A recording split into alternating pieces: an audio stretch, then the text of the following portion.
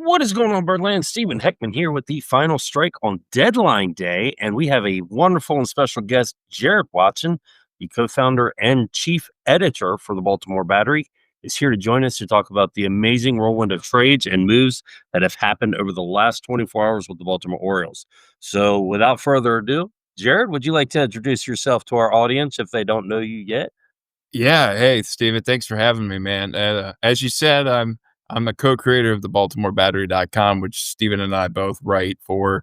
I'm also the editor for the site, so I have to read and edit every single piece we put out. And today was an extremely busy day for Steven and I, especially. So with all the moves going around, so we have a lot to talk about. We'll get right into it, Steven. I'm going to let you do your thing and host this thing, and I'm going to comment as best I can on each of these deals that went down today for the Orioles. Yeah, today we knew most of this was going to happen. We actually look forward to it. We fortunately tried to film something about this earlier in this week, but due to technical difficulties, we were unable to release that episode. Um, but I guess the biggest place to start is where the heart and soul of our club was, and that falls with Cedric Mullins, Ryan O'Hearn, and Ramon Laureano. Yeah. Yeah, exactly. It's the core, the guys that were on expiring contracts that the Orioles and Mike Elias were pretty open and honest about dealing at this deadline, right? Those were the two biggest names, Cedric Mullins, Ryan O'Hearn. Ramon Laureano was kind of interesting just because of that $6.5 million club option. He could have stuck around maybe for next year, if the Orioles truly are going to be competitive next year like they think they will be. But in the end, you pair Laureano and O'Hearn together to get a massive 6 prospect haul. I mean, this is probably the biggest prospect haul Elias has gotten in his tenure as GM with the Orioles. I mean, this is a big time get. And Cedric Mullins, that's a 3 pitcher haul of prospects as well. We got the Mets 14th overall prospect Anthony Nunez, 30th overall prospect in Ramon Gomez, and then an unranked prospect Chandler Marsh. Uh, Very arm heavy on the prospects that we've seen this year. The Orioles get, and it's a haul, Steven. I mean, it's close to 20 some players the Orioles got over the last week or so by trading almost all of their rental, quote unquote, expiring contract players. So there's a lot to go over. I'm sure we'll touch on each thing, but that's kind of the basis of it. The Mike Elias did exactly what he said he was going to do at this deadline. That's get rid of those expiring deals and try to shoot for 2026.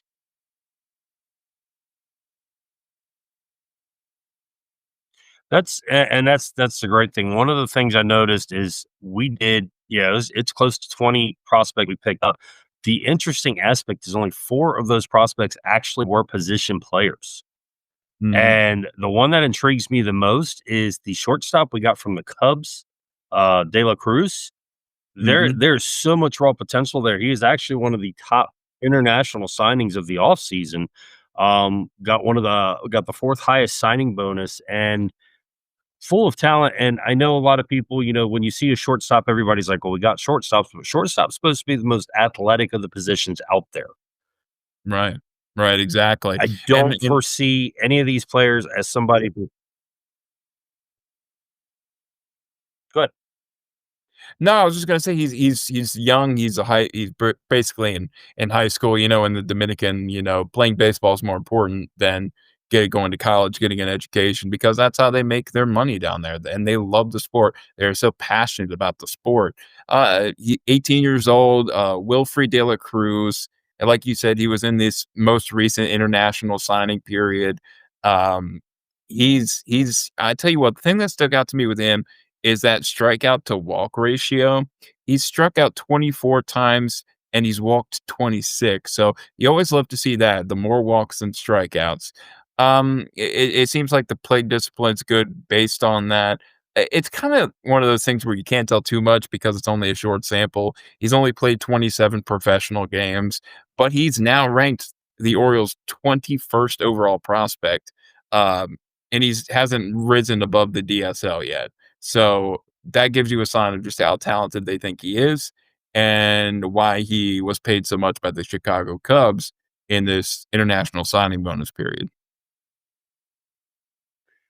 One of the great things is we did score a couple of top 10 prospects in the final trade of the day. Um, this the trade with the Padres, it netted us three pitchers and three infielders. And the stats on all these players, with the exception of maybe the first baseman, the 29th ranked prospect they had, he fits in more like but it's the closest resemblance I can bring up to, but a David Ortiz type player, not somebody who's going to play much in the field, but has the bat to actually be dangerous offensively and be a pretty much everyday DH. Right, right. Victor Figueroa is the guy you're talking about. He was the Padres' 29th ranked prospect. And like you said, it's pretty much a power bat. He has struggled with some off speed pitches, it looks like, but he's just 21 years old. He's super young still, but he has the ability to drive the ball to all power, all areas of the field, whether it be left, center, or right. So his growth at first base, that's going to be big for the O's if they decide to keep him around because, well, I'm sure we'll get into this too later on, but I have a feeling a lot of the guys that were acquired in the last week might not be here at this point next year, and Elias will flip them to try to get some major league talent during the off season at some point because if all models show correctly and if he's a man of his word, the Orioles are going to try to be competitive in 2026. So what does that mean? You use some of these prospects, you use that capital to go out and get somebody like a Sandy Alcantara in Miami who has 2 years of control left. Somebody like that that can really lock down your starting rotation, will give you a few years of service and, yeah, but, again, it was a great haul for the Orioles, honestly. They got 4 of the Padres' top 30 prospects in this deal for, O'Hearn and Laureano, and I know they were fan favorites. I was a big Ryan O'Hearn guy. I loved that man. He was one of my favorite Orioles I've ever watched, but getting this haul back, Oh, clap back all the way. it was worth it in the end for sure, I think, for expiring deals especially. Well, the way I see it, and unfortunately, and I hope Birdland comes around to this because most of the social media, and we all know how social media can be, they wanted Mike Elias' head coming into the trade deadline. He comes out and does what he should have done. I mean, realistically, this was the most legitimate way to handle what's going on in 2026 with these deals, acquiring the prospects, building that farm system back up because it is pretty depleted, especially after the last couple of years. But I think what Elias has done here is also open the door for top prospects such as Kobe Mayo to start getting regular playing time. Dylan Beavers possibly to be brought up and get regular playing time. See more of Brandon Young, Kate Povich, Kyle Bradish, and Tyler Wells should be back within the next couple weeks. I mean, the biggest area that I see is going to need improvement is going to be the bullpen. And yet, our bullpen before the deadline was the fourth worst in ERA in the league. And they almost were in the top 10 for blown saves in the league as well. So I don't really see how people can get upset when we got rid of players who were not helping our team this year and definitely wouldn't be helping our team next year. So I Yeah. don't, what do you foresee as the issue on how to correct this? Well, I mean, I think to your point, I wanna comment on this because we have a few members of our group, of our Baltimore Battery staff who, were arguing, about trading these relievers, right? But, the one that kinda No surprised us names. the most, like the one who surprised us the most, I think, was Brian Baker just because of the years of control he had, but the rest of them weren't really a surprise. I mean, Sir Anthony Dominguez and Gregory Soto were both on expiring deals. Uh, Andrew Kittredge had a club option for $9 million, but, it was one of the things where if you can get a top 30 prospect for Andrew Kittredge, who's 35 years old, you're more than likely gonna do that every chance you can get. Um But I think the fact that people didn't like moving all of these bullpen pieces is just because who the hell is gonna fill in now? Like, right? Who's gonna come up and fill in these spots? Because Felix Bautista's on the IL with a shoulder. He might not pitch again this season. If I was any part of the training staff or in the front office, I wouldn't pitch Felix a I'm single down. inning of the year. And, Yennier I'm Cano down. I agree. Yennier Cano has been a struggle out of the bullpen. He's a shell of who he once was. He is so different from what he was in 2023, but you kept him around. You couldn't find a trade partner for him, so he's gonna pitch the rest of this year, at the major league level. And then Keegan Aiken, nice lefty to have in the pen, but other than that, you're gonna have young guys like Corbin Martin and Cade Stroud and Grant Wolfram. Yeah, and you might have to see somebody like a CNL Perez again at the big league level because of all these moves. So, Talk about a shell. it's gonna be yeah, it's gonna be interesting to see how the bullpen shapes out, but then you also have some DFAs going around the league. Ryan Presley of the Cubs, who's not having a fantastic year by any means. He has been DFA'd by the Cubs as of this recording, so the Orioles might be able to go out and grab him and let him finish out the year, just eat some innings up in the late innings especially. Presley would not actually be a bad piece to fit in our bullpen. Didn't he pitch with Tampa Bay did before, didn't he? He pitched with, I Am I thinking believe, of the right Presley? Tampa. Yeah, Minnesota, Houston was the primary. Uh, but yeah, I mean, he was Houston's closer during those World Series runs and those ALCS consecutive ALCS appearances. So, I mean, he's a proven arm. He is an older guy, but he's somebody who can eat up innings for you. Maybe a change of scenery out of Chicago will do him well. I mean, who knows? But he's going to get picked up. He's not going to be a free agent the rest of the season. So, yeah, why not the Orioles at I, this I point, do right? have, I do have to touch base on one thing just because I'm proud of this. But Ramon Urias, I called it, and a lot of people didn't know why I was calling it, but I kept looking around the league, and third base and second base were the most sought after positions, I think, at the deadline, even before the deadline. And it just seemed like Urias would be the perfect fit for a club like the Houston Astros, possibly even the San Francisco Giants, maybe the Padres, who had injuries or who had struggles at infield positions. And, for years, most of the people in Birdland didn't want to Urias around. And now that he's traded, everybody's, you know, crying that we should have never gotten rid of him, it was a foolish move. And I just, I see him as I like Urias, don't get me wrong. And he's the reason why some of our prospects aren't here anymore because of what he's accomplished in the last 4 years with us. But he wasn't a part of the future. And you and me have discussed this before at the ball field, online before, this week. Urias is a good enough player that will help somebody. He just wasn't a part of our future. And I feel like giving the ability to somebody else who is a minor league player who could be around for a while versus somebody who's 31, will be 32 by the time next season is halfway over. It didn't add up to keep him. And I don't know if you agree with me on it, but is there a way you can make it make sense as to why moving on from Urias was a smart decision? Well, like you said, he's gonna be what, 31, or he is 31. He's gonna be, and you know what? So It's he's the 31 fact now, that he'll be 32 next June. okay, so he'll be 32 next June. He doesn't have a lockdown spot in the Oriole lineup.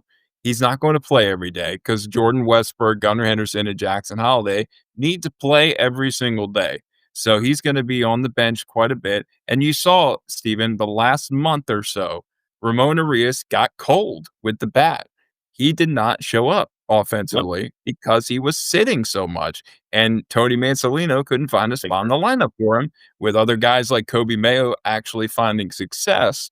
And this is big time for Kobe, speaking of that, because he's gonna get much more playing time now with O'Hearn and Arias off the team. So he's gonna be in the lineup every single day now, and that's big for the O's. Um, but I was kinda shocked by the trade, honestly. I didn't see, Ramon going anywhere just because of that, versatility he brings. He can play any spot in the infield other than catcher. He has a solid, uh, clutch gene in him, I guess we can call it, and he had a year of control left, so that was the biggest thing, Oh yeah, but, um, I was guilty as charged with Ramon Arias. I was not a fan of him, back in 21, 22. I just didn't see where he fit in that picture of those deep playoff run Oriole teams, but he changed my mind, man. Like, he was a big part of the 2024 Orioles. In fact, he was the best player on the Orioles in August of last year. He was just he came up clutch very when much he so. needed to. But like you said, somebody younger, maybe like a Jeremiah Jackson in Norfolk or a Vimael Machine, can now come up and get an opportunity, who doesn't necessarily Oh, for have to be sure. in the lineup each day.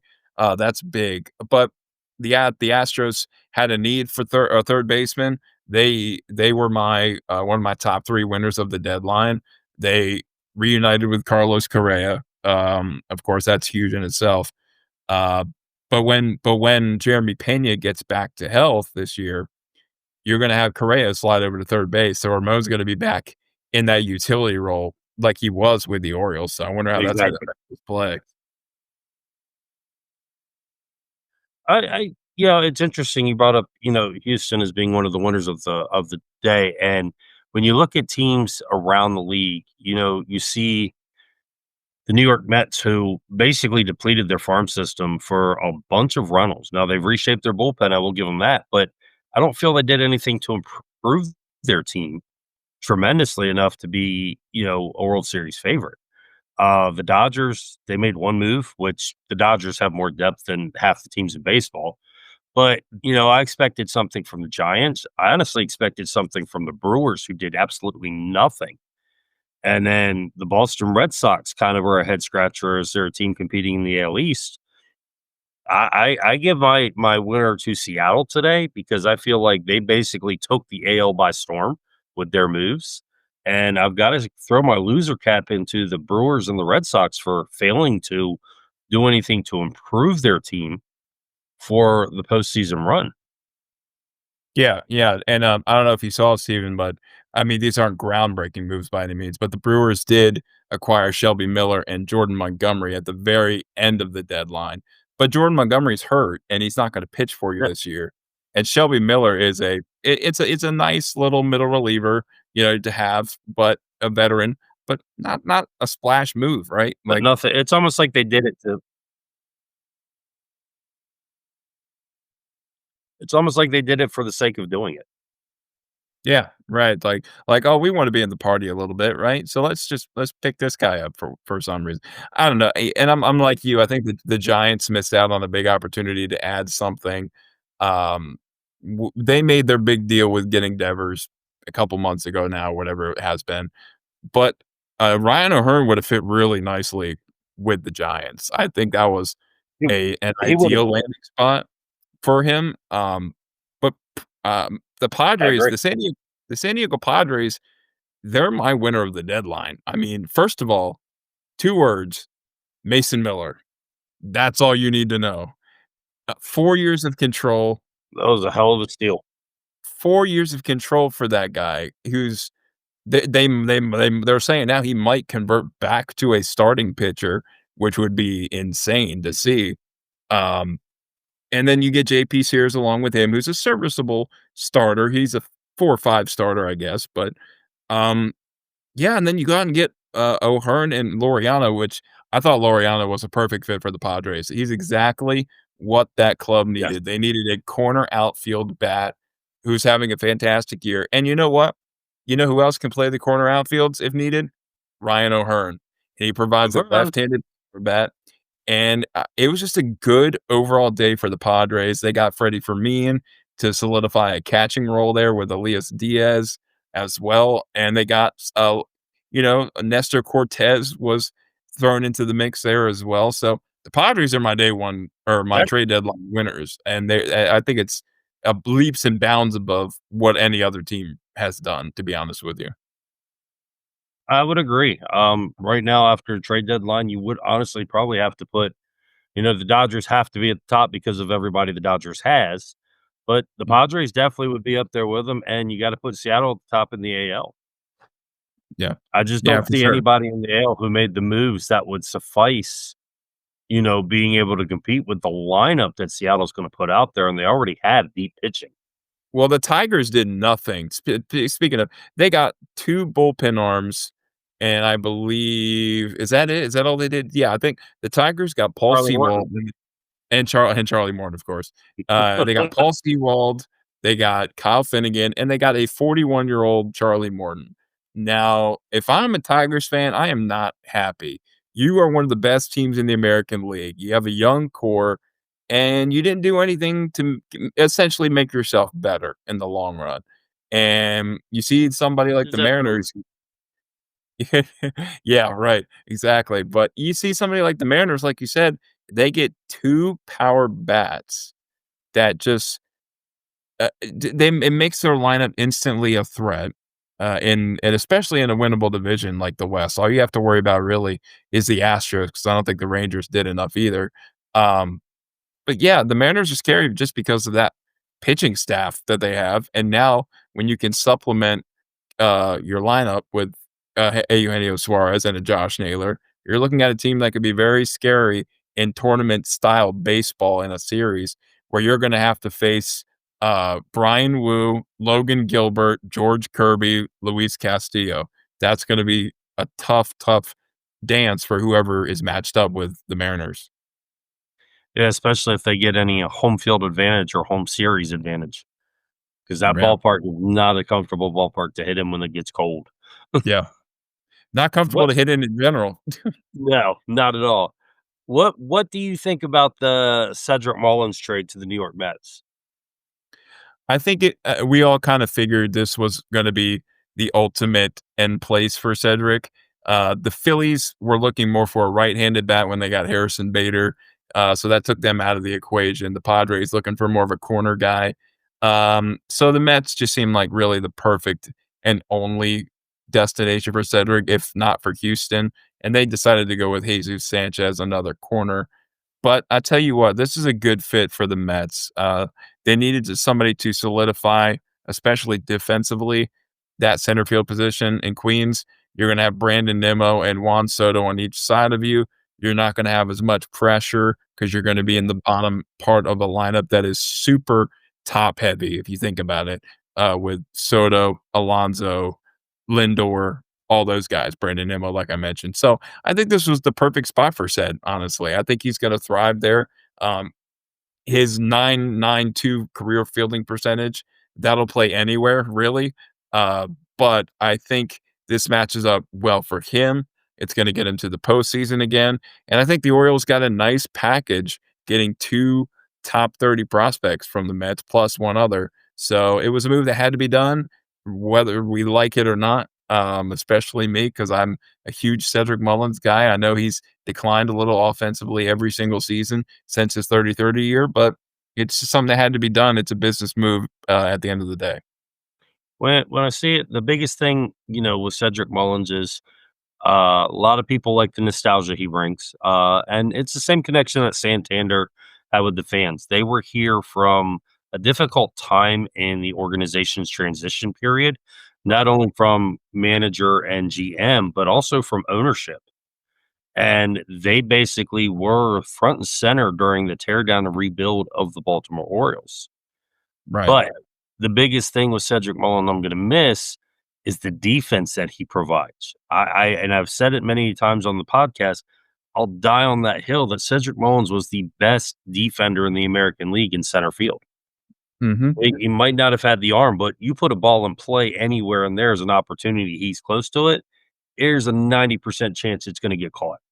Well, you saw that in the last week of games. He made 5 incredible catches, and that really won the Orioles that series against the Blue Jays, to be honest with you, his Mhm. performance in that last series. So, yeah, the defensive metrics don't necessarily like him, but you have to use the eye test for somebody like him. When you get to watch him for 162 games, that man's gonna wow you defensively, and especially and even on the base paths, when he gets on base, we know how much of a threat he can be, He can steal your bases. He can come up clutch and hit a homer when you need it, and, he's a solid player. He's gonna be a very nice addition to that Mets team, and he's not gonna have the pressure of being the guy there because there's 3 the guys in New York, right? Exactly He right. he's gonna fit nicely in the bottom of that order. Yeah, I think it's a good move. I was intrigued with the thought process of the Mets, and it's funny. I have a buddy who's a Mets fan in Tennessee, and I was joking with him today. I said, "So how's it feel that the Mets depleted their farm system to basically build a bullpen and grab a center fielder?" Yeah. And he's like shaking his head. He's like, "Oh, you got jokes." But when I look at these trades the Mets made, yeah, they had the ability to do it. It's fine and understand that, but I don't think they were calculated enough for what they got in return versus what they gave out.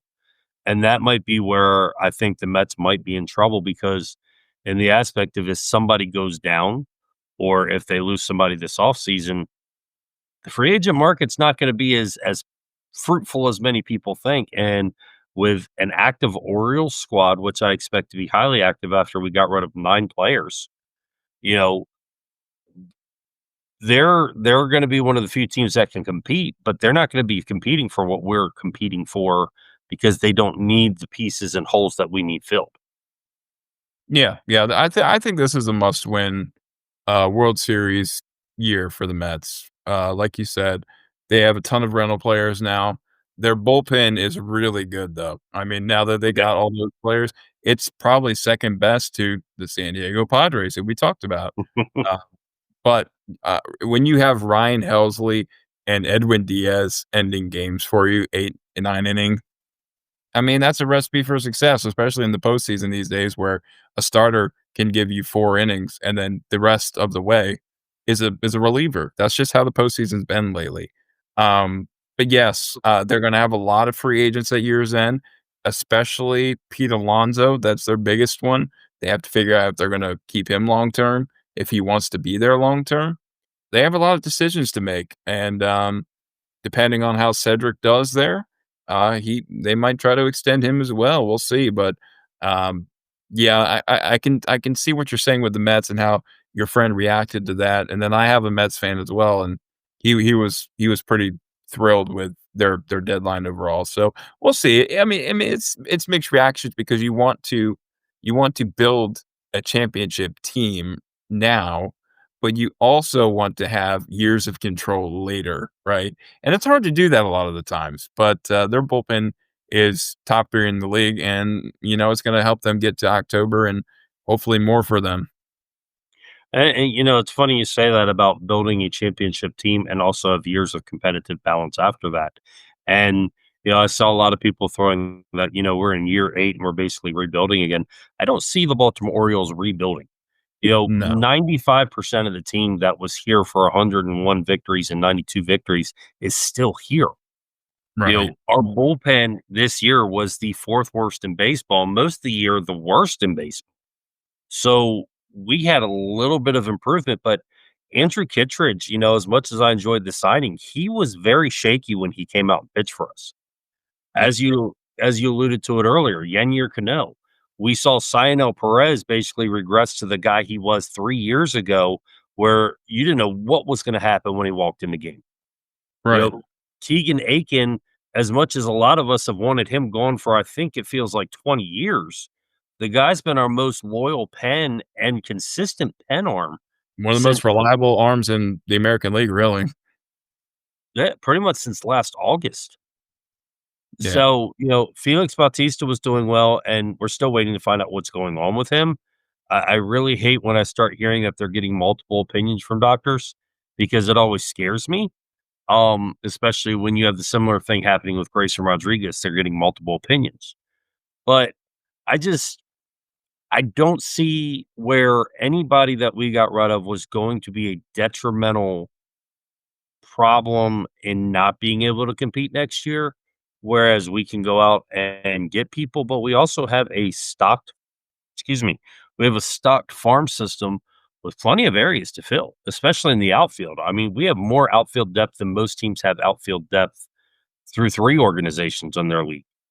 You know, yeah. so I don't foresee where this trade deadline did anything but help us for 2026. Right, and, that's the argument with a lot of people, especially on, Twitter, it's a mess in itself sometimes. They're like, "Oh, another 20-year-old pitcher we won't see till 2030." Well, that 20-year-old pitcher could get you a Sandy Alcantara in the offseason. Exactly. Like, it's not we're not I can guarantee you that you're not gonna keep all 20 some prospects Mm-mm. that you got this trade deadline. You're just not. You're gonna use them to get big league pieces like we saw when he acquired Corbin Burns, when Elias acquired Zach Eflin at the deadline last year. This is what's gonna happen. And yeah, you're gonna keep some of them, obviously. But yeah, that's the goal is you're gonna use that prospect capital that you got from these moves, and you're going to use that to better the team in 2026. And like you said, it's most important. The core is still intact. Gunnar Henderson, Jackson Holliday, Jordan Westberg, Adley Rutschman are all still on this team. Colton Cowser's there. And, whether Felix is injury dependent, he's going to be there as well. We'll figure out more with Grayson down the line. But you got Kyle Bradish still. The biggest need for the Orioles is really on the pitching side. They don't need any offensive help, really. You're going to get production from your young outfielders and Dylan Beavers of the world, and Samuel Basallo is going to be up whether it's in September this year or next year on opening day. So offensively, you're going to be fine. It's just you need a solid number one starting pitcher to pair with Kyle Bradish. Hopefully, Grayson is healthy and doesn't require Tommy John, which we don't know anything yet, but we'll see. Trevor Rogers has looked good. If he can continue that, you're going to have a nice little 1, 2, 3 in the rotation if you go out and get somebody.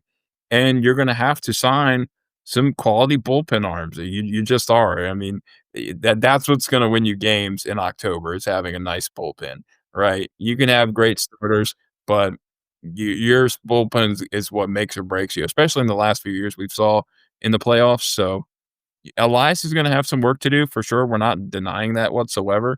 But for what it was worth, for getting them to this point, I think he'd had a pretty darn good trade deadline for what it was. We should have never have gotten to this point to begin with, though. We should have been adding at the deadline. But for what it was, I think he got a decent prospect package and haul for what it was. It was like 20 some players. So Yeah. You get rid of 9 players, you get 20 some players. You're definitely doing something right. And the great thing is only if I remember correctly, I might have to double check this, but if I remember correctly, 3 or 4 of those players were outside the top 30 prospects in their organization. So mhm. that means we got about 16 players who rank in as a top 30 prospect within their teams. And when you look at a guy like Boston Bateman, the number 4 prospect for the Padres, that's a 6'7" lefty that, if we decide not to keep him, tell me somebody's not gonna knock down the door for this guy. Oh yeah, You know, absolutely. the one guy we got for the Mets, the 3rd pitcher, um, oh god, Chandler, I hate that my mind is going blank here. it's been a long day. Chandler Marsh, is that who you were talking about? No, it was not Hightower. In the which deal are you talking about here? It's the Padres deal is what I meant. I'm sorry. Okay. I believe that is Neighbors. Is it Neighbors? Tyson I think Neighbors, it is is that who you're Neighbors. talking about? Yeah, I think it is Neighbors. I mean, Yeah, you look at him, he's got a 185 ERA and a .94 WHIP with 64 strikeouts and yeah, 32 relief appearances. yeah, You know, yep. He was the number 12 prospect for San Diego. and he was the top rated bullpen arm coming out of the draft last year. Mhm. Yeah. So, I mean, these are solid pickups, and like I said, you're not gonna keep all of them. You're gonna use some of them to go get major league talent. So, again, you weren't supposed to be doing this year, right? You were supposed to be buying and adding to a playoff team that hopefully would get to the World Series. But that didn't happen. So now you have to pivot to the other direction. and Elias, did a good job, uh, doing what he does. I mean, he can scope out young talent, that's for sure. That's undeniable. Yeah, I mean, look at Trevor Rogers. I remember last year, we were ready to throw him to the curb just for the Stowers Norby trade for Rogers, and Rogers has now had 4 6-inning, 0-run outings in his last 6 starts. So Yeah, obviously we kept saying, "What does Elias see that we don't see?" And once again, same thing with Yennier Cano when he brought Yennier Cano over to do what he did. Felix Bautista, you know, Danny Coulomb, we've seen he has the ability to pinpoint talent. Yeah, right, Danny Coulomb, who actually went to the Rangers, by the way, at the deadline today.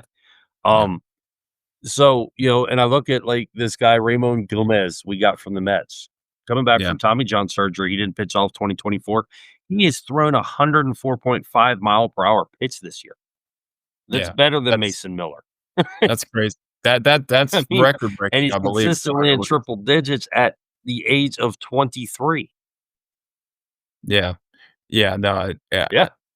Elias has done again, he's done a solid job for what it was, and, now we just play the waiting game, honestly. You see how these guys do in the minors the rest of the year.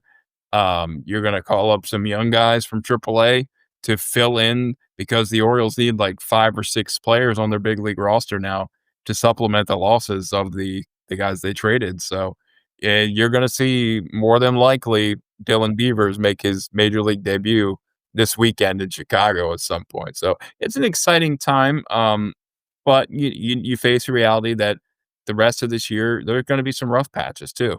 But you're gonna see these exciting young players get opportunities, and you're gonna see, hopefully life from the core players that you're gonna be building with next year in those Gunners and those Jacksons and the Jordan Westbergs of the world.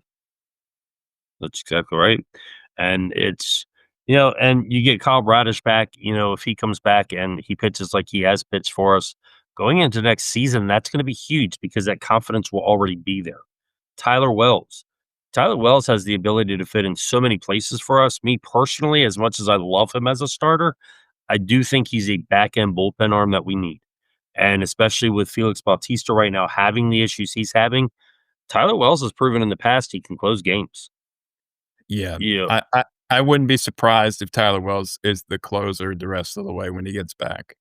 I wouldn't be Yeah, I shocked. agree with that.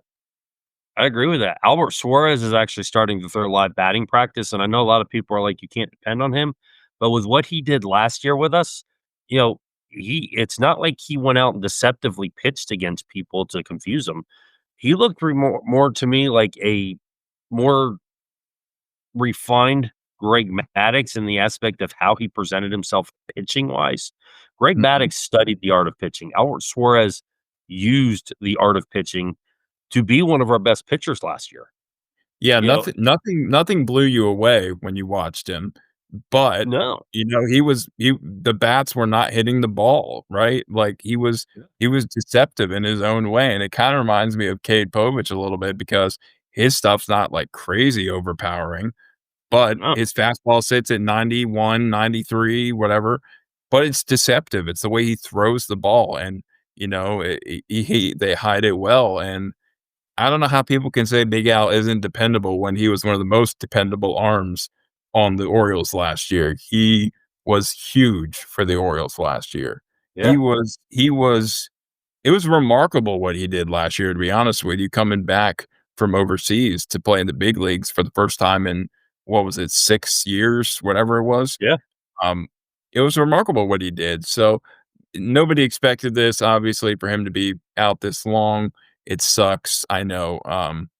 But again, these are all things you're going to be keeping an eye on for next season because Big Al still has years of control left as well. So you're going to have him next year as a depth piece, whether it's in the rotation or as a long relief option. And he proved he can do both for us. And that's what I liked about him. He was Ramon Urias pitcher wise. He'd go out and do his Yeah. job, give you his best every time out, and never complained or said a word. You Right. know, and those are the type of players that we pretty much have on this team now. We don't have anybody crying saying, I want more playing time. Now, Kobe made it last year. More was frustration coming out of spring training. We get that. He's grown up and matured, and we've seen that this year. Kyle Stowers, even though as frustrated as he waited until this year to express more of his frustration with the simple fact that he knew he was good enough to play, and the Orioles did not see that. And, you hear comments like that, and then you see players like Dylan Beavers, who has shown he's more than capable of being the bigs. Everybody's favorite player to call up, Basayo, and everybody's like, he's not ready, or they're saying he's not ready. It's not his offense that's the problem. And that's what I keep trying to get people to understand. He's only played less than 55% of his games as a catcher. Why am I going to bring a 20-year-old who hasn't played a majority of his career as catcher and say, "Oh, go catch for Major League game for us"? He's got an arm, but his fielding and blocking are not good. And he's not played enough games at first base to say he can consistently be a good first baseman. So what do? Let him grow. Now's the opportunity that we have depleted the team. Bring him up and see what you've got. But before then, I didn't see a necessity of bringing him up when, we had people we unfortunately had to sign, but people who could come in and still bring in a competitive edge to the team without having to learn on the fly.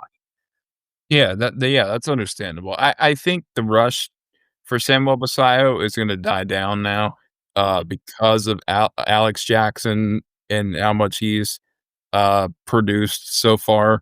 He's a fine backup to have, honestly, and, Oh, yeah. um, yeah, so I think you're gonna let Sam spend the rest of August in AAA, and he's somebody you're probably gonna see in September, um but, that's not the worst possible thing. I mean, the reason why people wanted Sam up right away is because the Orioles literally had nobody left to choose from, Yep. right? Gary Sanchez went down, Maverick Hanley went down, Chadwick Tromp, um, Adley. whoever Adley, of course. And then we had to settle for Jacob Stallings and Alex Jackson, which on paper was not pretty whatsoever. And Stallings didn't pan out. I mean, you could tell he was a veteran guy, but he just didn't produce offensively. So, Nope. and Alex Jackson took advantage of the opportunity, and kudos to him, but he has a negative career WAR. So, it's one of those things. So, yeah, I don't think you rush Sam at all now, especially with all this going down and with Alex being serviceable. I mean, like you said, the bat's ready. Just get him innings behind the plate. That's the Yep. biggest thing, and having him call games. Well, also keeping him healthy. I mean, he did start the year once again not able to throw from the catching position And he had until oblique yep. issue recently, so that's So always that's la always a scary word. Yeah. exactly. Yeah. Last year he started the season, he wasn't able to throw.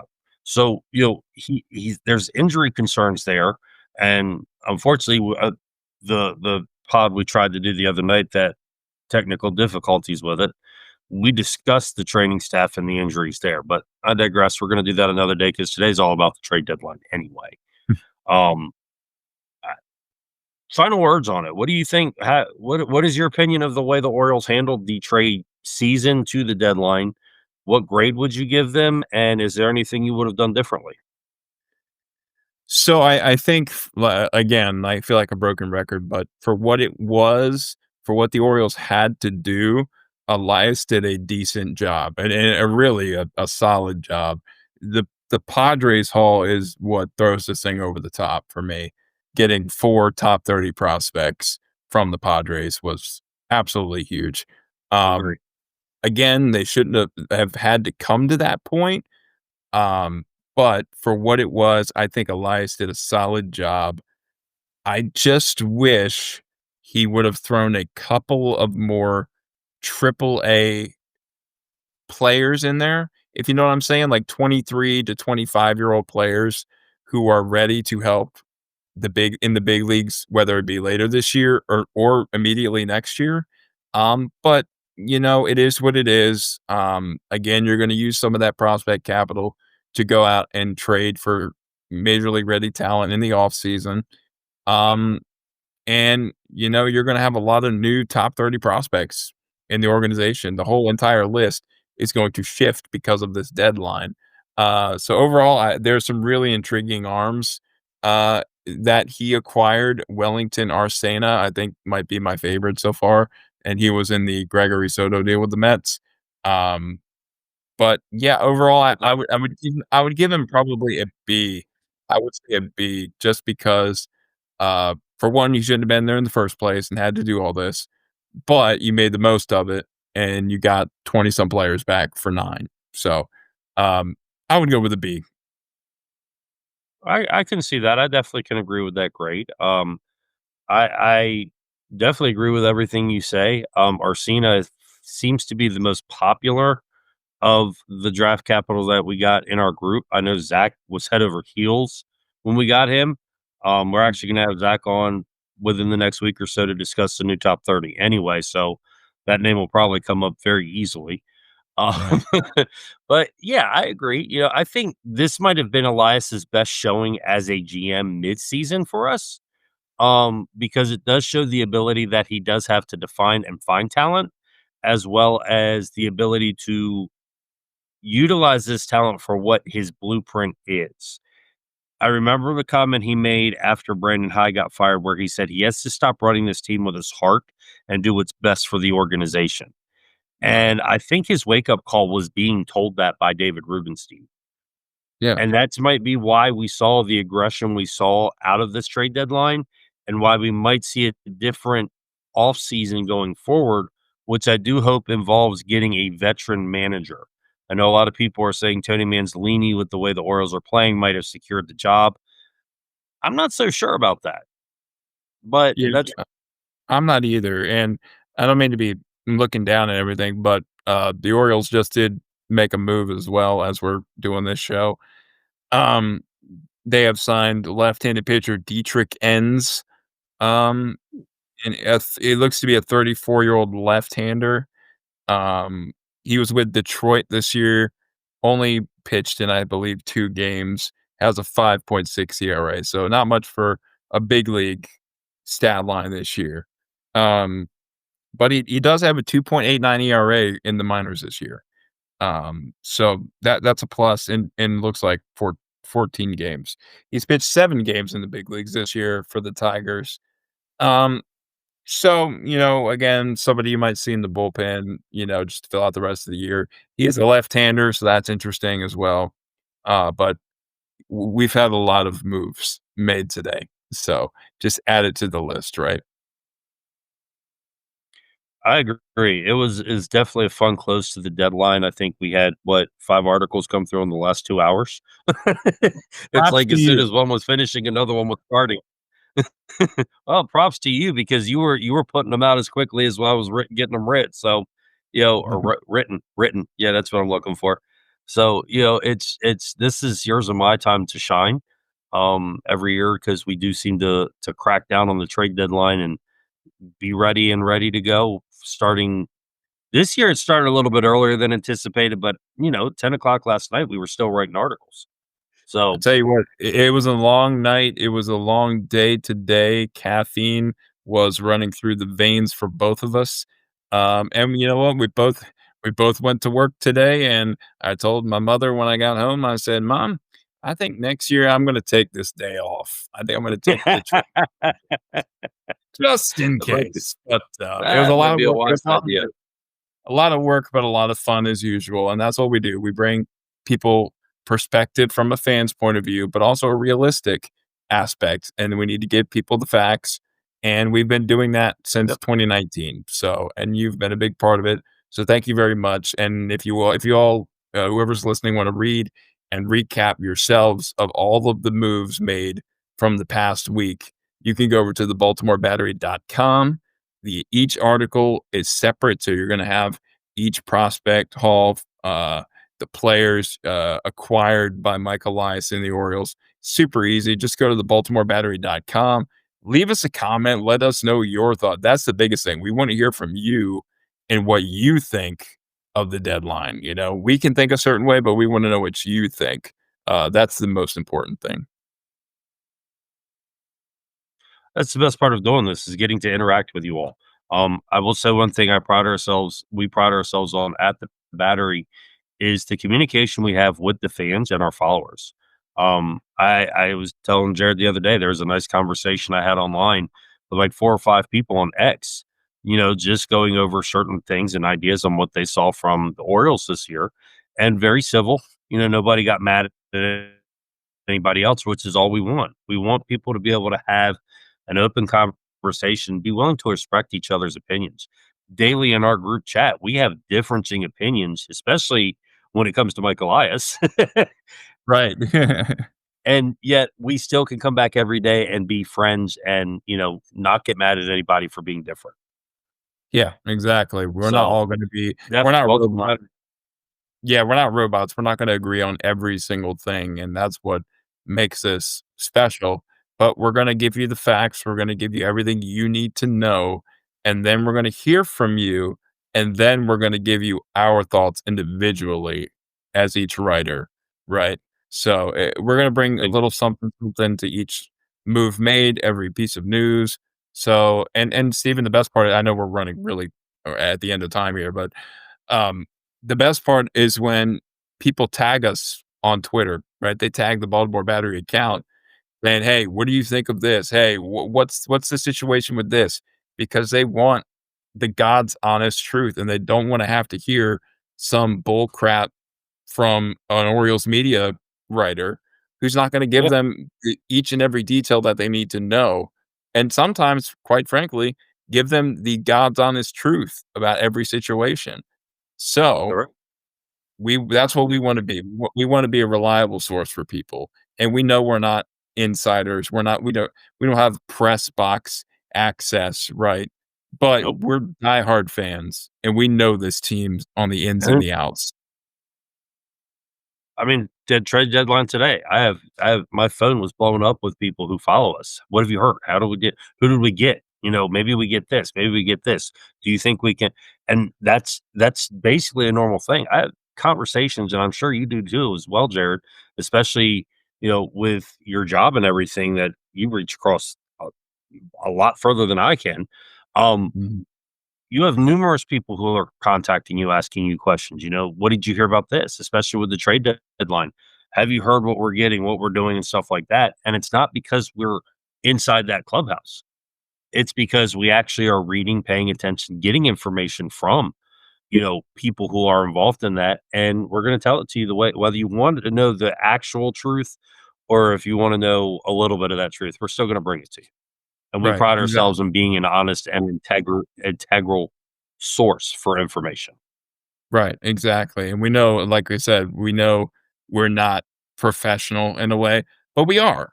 At the same time, right? We're reliable, and we built that trust with people over the now going on 6 years we've been doing this, right? We didn't just happen overnight. We've earned this with people, and I'm so happy that our followers, come to us and interact with us. And, Steven, even when we go to the ballpark, people are recognizing us and, Yep. they come up and talk to us, that's what we want. We want engagement with people. Every time we're at the yard, we want to see you. We'll be happy to talk with you, take photos, interact, whatever you wanna do, because that's who we are. We're fans just like them. That's exactly what we are. Yep. And that's what makes this job the best is we're fans. Mhm. It's I know it's a job, I don't mean job, but it makes what we do here the fun. It's it's Yeah, it's all out of our pleasure and joy for the game of baseball and Orioles and to have that interaction with the fans. And you can't change that. There's nothing you can change or take back about that. absolutely. I agree. All right. Well, we're going to wrap things up here. Jared did mention the BaltimoreBattery.com is a great source to go to for our articles. You can also find on X, formerly of Twitter, Blue Sky, and TikTok with the Be More at symbol, the Be More Battery. You can find the Final Strike pretty much on the same thing except Blue Sky. Haven't gone on there yet. At SRJ Heckman, YouTube under the same thing, and you can even find Final Strike on X with the Final Strike underscore. Jared, do you have anything you'd like to pass along as we close up here? No, I just wanna say thanks again for having me. Hopefully, I'm not a one and done. Hopefully, you bring me back on. That would be awesome. And last year, our highest rated episode was with you, so you definitely are coming back. Well, I think that was because the Orioles acquired a guy named Corbin Burns. I think that's more like it, but to each their own. Maybe, but yeah. That's right. Well, I appreciate you coming on here. As always, it's a pleasure and it's a joy. And we do know you and me can talk baseball forever, and that's what's great about our collectivity. Is surprisingly as close as Jared and me are on screen here. It's where we live too. We're literally that close to each other. So 5 minutes away. Yep. exactly. So anyway, I want to thank everybody for listening. Birdland, please drop a line and let us know what you think. What are your thoughts on the trade deadline? What are your thoughts on what Mike Elias pulled off today? I know based off what I've seen on social media, there's a lot of differential opinions, and I've seen a lot of the Baltimore beat writers trying to explain things. I know people have their own thoughts and opinions. We want to hear it. So please, whether it's dropping a line here in the comment section, private message, dropping a line on our X feeds, please do. We want to know what you're thinking. We want to know what your thoughts are on this. That's how we interact. That's how we get to know each other. And that's how we know what everybody's pulse is on the whole situation on a very difficult 2025 year. So until next time, Birdland, I want to thank you. Peace out. Make sure you keep that beer cold. Jared, as always, it's been a pleasure. Talk to you soon. And Birdland, peace out.